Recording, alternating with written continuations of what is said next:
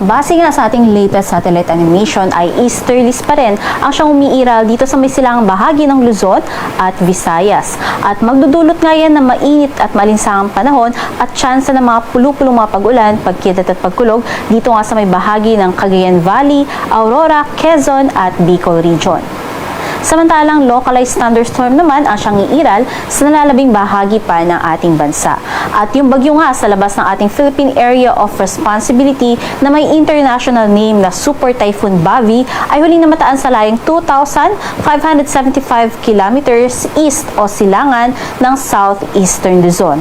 Sa kasalukuyan ay may taglay ito na lakas ng hangin na umaabot ng 205 kilometers per hour malapit sa sentro at pagbugso pa na umaabot hanggang 250 kilometers per hour.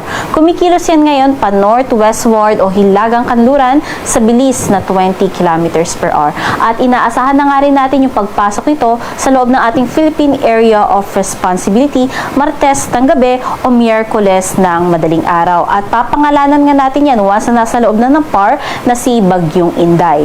At kasalukuyan din na mababa pa naman yung chance nito na maglandfall sa alinmang bahagi ng ating bansa. Ngunit maaari nga yung lumapit especially dito sa may area ng Batanes at maaaring magtaas tayo ng wind signal as early as nasa loob na ito ng ating PAR, especially sa may northern and eastern section ng ating bansa. Kasabay din yan yung paglakas ng habagat o yung pagkakaroon ng enhancement ng habagat dala nga nitong bagyo. Kaya patuloy tayong mantabay sa pag-asa hinggil nga sa mga latest updates sa magiging lagay ng panahon sa pagpasok nitong si Bagyong Bavi o magiging si Bagyong Inday.